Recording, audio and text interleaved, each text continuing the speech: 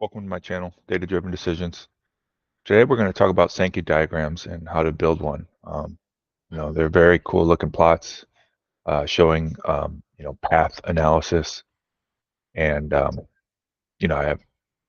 I've built them before, but, I wanted to rehash how to build them and what it takes. It involves a certain kind of data. And what that is like aggregate data, just aggregating across many dimensions, and those each row will form a certain path in the Sankey diagram.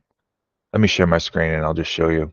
All right, so here's a Sankey diagram that I built in Power BI, and it's valid. It focuses on the month of June, the last completed month, and it's just path analysis for spend bucket and the card of which the money was spent on. Behind the scenes, this is what the table looks like. It's just an aggregate table. So you need um, a certain kind of table to build something like this. What I really want to do, I wrote it down, but build a Sankey diagram for cash flow. The first tier is all the money that I take home. The second tier is just a two category, whether I keep the money or whether I spend the money, whether it, goes into my net worth or whether it goes out the door.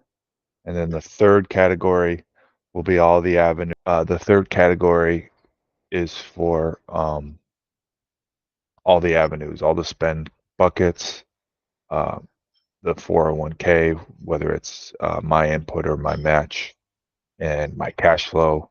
That's really the big metric, the take home minus expenses. That it's going to be a small portion of money that um, is overflow. So I'm going to try to build something like that, but it would take some difficulty. It would take a lot of data transformation in SQL. So I'm going to work on that, turning this back into a Sankey diagram. Um, you see the relationship between what the input table needs to look like. It needs to just be an aggregate table of basically every row means every path that gets defined. And then this is source one on the left side, and this is source two on the right side. And you can have more than two tiers. It looks like this Sankey diagram in Power BI only allows for two tiers.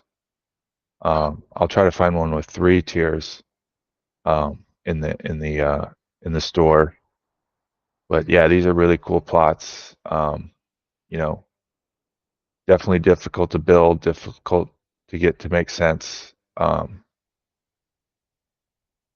the idea of doing it with cash flow would be great. On the left side would be all the money that kind of comes into my universe in a month. The second tier is in the middle, is whether I keep it or whether it goes out the door. And then the third tier is all the avenues of where the money goes, whether it goes into a spend bucket, whether it goes to my 401k, whether it goes out in cash flow.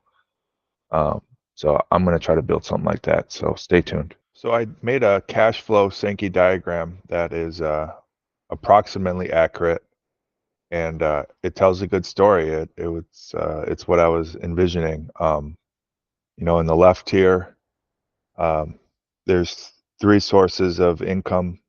There's my after-tax income, my take-home pay. There's my side income, which is like credit card rewards or DoorDash driving. And then there's pre-tax takeout, what's taken out before I even see it. And then the second level is just two categories, whether I keep the money or whether I spend the money. And some of the money from pre-tax takeout is I keep. It goes in my 401k or my HSA.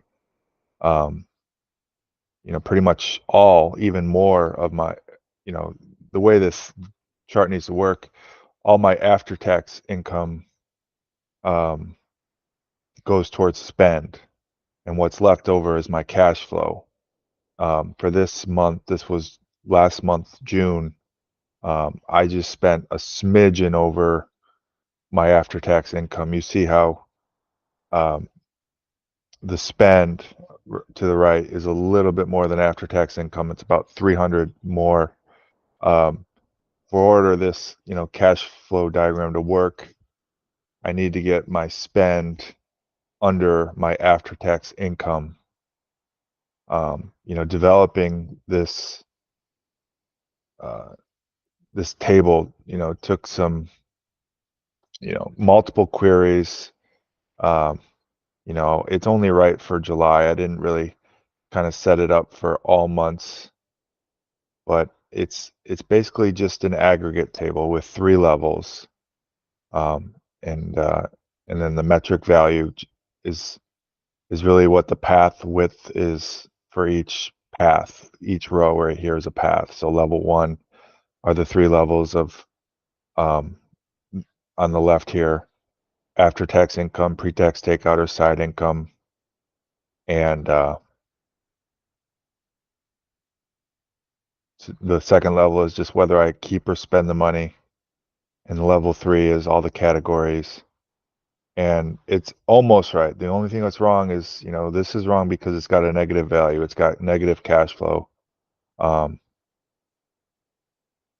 so that's what kind of throws it off. But otherwise, if this were positive, then this would sum up to all the money that I make.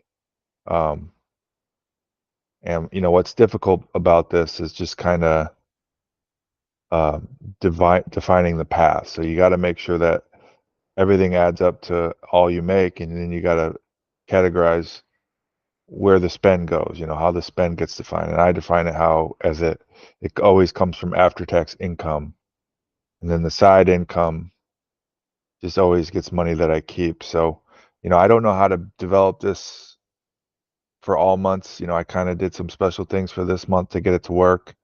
So it's kind of hand built, but um, this is the kind of table you need to build a Sankey diagram. And, this is what I call the cash flow diagram. What I was envisioning, building a Sankey diagram for my cash flow. So to the left is all the money that kind of comes in. To the far right is all the avenues of where the money goes, and in the middle is whether is it money I keep or is it money I spend. So really cool. I hope you like it. That'll do it. Have a good one.